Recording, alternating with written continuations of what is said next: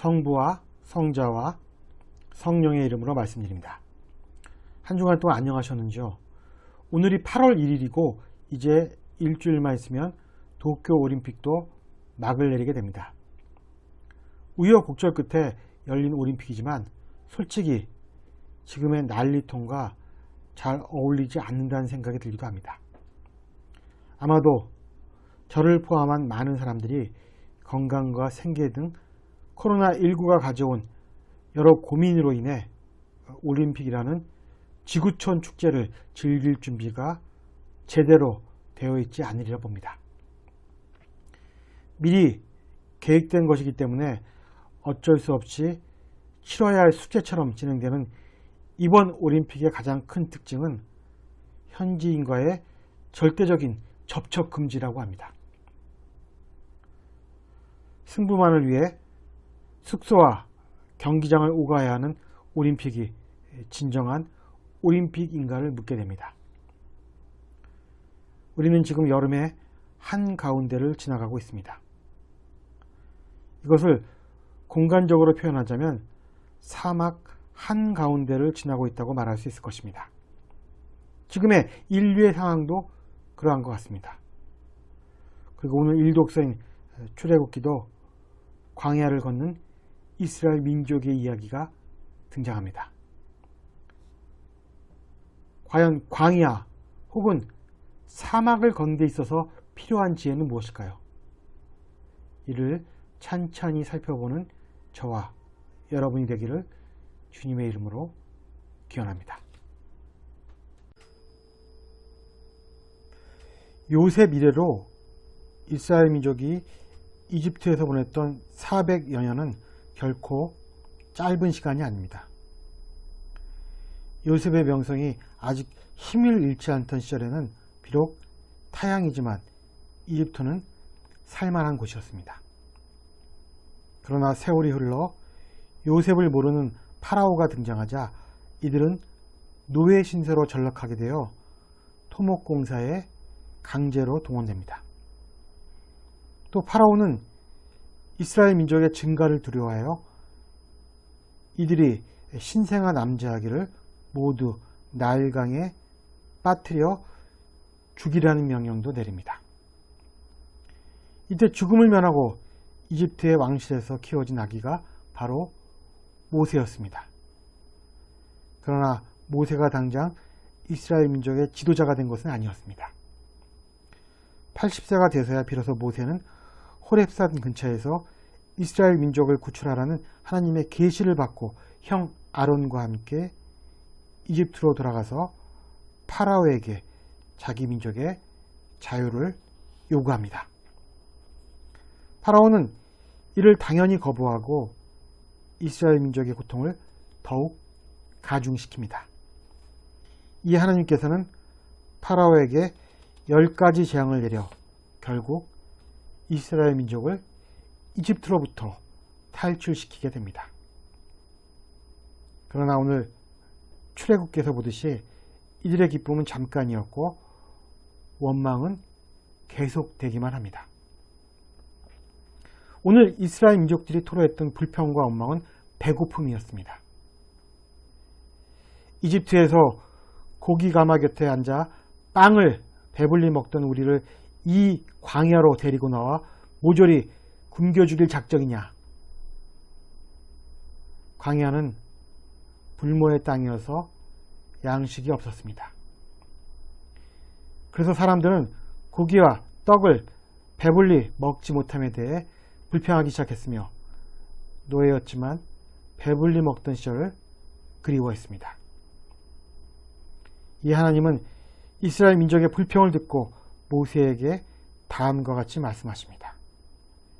해거름에 고기를 먹고 아침에 떡을 실컷 먹고 나서야 너희는 나 야훼가 하느님임을 알게 되리라. 하나님께서는 사람들에게 저녁에는 메추라기, 아침에는 이게 무엇이냐를 의미하는 만나를 내려주시어 이들의 배고픔을 채워주셨습니다. 이제 이 만나는 오늘 우리가 들은 요한복음에서 예수님 자신과 비교됩니다. 오늘 복음에서 예수님은 썩어 없어질 양식을 얻으려고 힘쓰지 말고 우리를 영원히 살게 하며 없어지지 않을 양식을 얻도록 힘쓰라고 말씀하십니다. 그렇다면 무엇이 썩어 없어지지 않고 우리를 영원히 살게 하는 양식일까요? 만나는 하나님께서 광야의 이스라엘 민족에게 주는 생명의 양식이었습니다. 그런데 만나의 약점은 그 유통기한이 단 하루였다는 점입니다. 그래서 모세는 사람들에게 만나를 다음 날까지 남겨두지 말라고 명령합니다. 이처럼 만나의 유통기한이 명확한 이유는 사람들이 만나가 아니라 만나를 내려주신 하나님께 의지하려는 의도였습니다. 즉 달을 가리키는 손가락이 아니라 달을 보게 하려는 마음이었던 것입니다. 그러나 사람들은 달을 보지 않고 달을 가리키는 손가락만 봅니다. 그래서 몰래 모아둔 만나는 하루라는 유통기한이 지나자 썩어서 벌레가 생기고 냄새가 나기 시작했습니다. 그런데 신기한 점은 안식일에 내었던 만나의 유통기한은 하루가 아니라 이틀이라는 점이었습니다. 사람들이 일을 하지 않는 날을 배려하신 하나님의 은총 덕택이었습니다. 따라서 우리가 알아야 할 사실은 만나에 썩고 썩지 않음을 원하신 대로 조절할 수 있는 분이 바로 하느님이란 사실입니다. 원하신다면 영원히 썩지 않을 만나도 주실 수 있는 분이 바로 하나님이셨습니다. 그런데 정말 영원히 썩지 않을 만나를 아버지 하나님의 권능을 받은 그 아들이 주려고 한다는 것이었습니다. 사람들은 이 생명의 빵을 달라고 예수께 간청합니다. 그러나 이 일이 현실에서 이루어지기 위해서는 다음과 같은 전제에 대한 동의가 필요했습니다. 그것은 예수님이 하나님의 아들이라는 사실을 진정으로 믿고 받아들여야 한다는 것이었습니다. 그런데 예수께서 사람들에게 내가 바로 생명의 빵이다.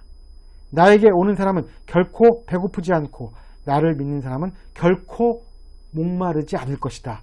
라고 말했을 때 사람들의 반응은 어떠했을까요? 여러분들께서 이미 알고 계시는 결말입니다. 삶에 대한 지혜를 깨치기란 쉽지 않습니다. 이스라엘 민족이 이집트에서 노예로 생활할 때는 그렇게 그곳을 벗어나고 싶어 했건만 막상 광야에서 배고픔이라는 고통을 겪게 되자 이들은 과거조차 그리워하는 어리석음을 드러냅니다. 겨울이 지나고 봄이 온다고 해서 갑자기 풍요롭게 되는 것은 아닙니다.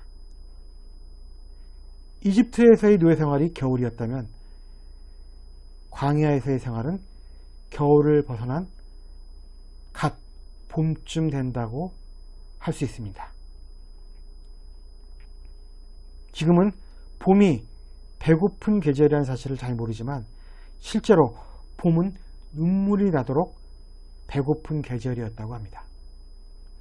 차라리 춥고 배고프다면 앞뒤가 맞는데 화창한 햇살 아래서 배를 골고 있다면 이 얼마나 비참하고 아이러니한 상황일까요? 이스라엘 사람들이 광야에서 맞이한 상황이 마치 봄과 같은 상황인 것입니다. 겨울이 지나면 모든 고통이 끝날 것이라고 생각했지만 겨울보다 더 사람을 힘들게 하는 봄이 기다리고 있었던 것입니다. 지금이 바로 광야의 이스라엘 민족에게 닥친 보릿고개인 것입니다.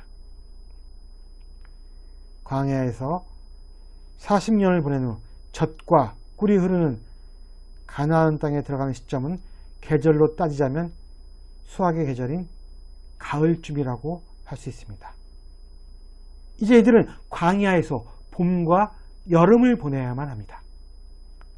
그래서 이들이 광야라는 봄과 여름을 통해 배워야 할 것은 자신들을 배불리기 위해 메추라기와 만나를 내리신 분이 하느님이라는 사실입니다. 광야는 머물 수도 없는 곳이고 예측이 가능한 농사도 지을 수 없는 곳입니다. 그저 하나님이 베푸시는 자비와 약속에 의존하여 살아갈 수밖에 없는 곳입니다. 즉 광야는 주는 사람이 마음대로 정하는 규칙에 우리 자신을 맡겨야 하는 곳입니다. 그래서 광야는 우리네 인생과 매우 흡사합니다. 우리는 마치 우리 스스로의 힘으로 매일을 먹고 사는 것 같은 착각을 합니다. 그러나 그 근원을 거슬러 올라가다 보면 우리의 삶이 하나님의 은총과 자비에 맡겨져 있다는 사실을 깨닫게 됩니다. 그런데 예수님은 한 걸음 더 나아가십니다.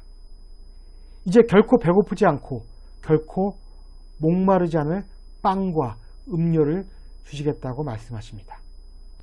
우리가 우리의 삶에서 메추라기야 만나를 주신 분이 하느님이라는 깊은 믿음이 있다면 우리는 예수님의 말씀을 신뢰할 수 있습니다.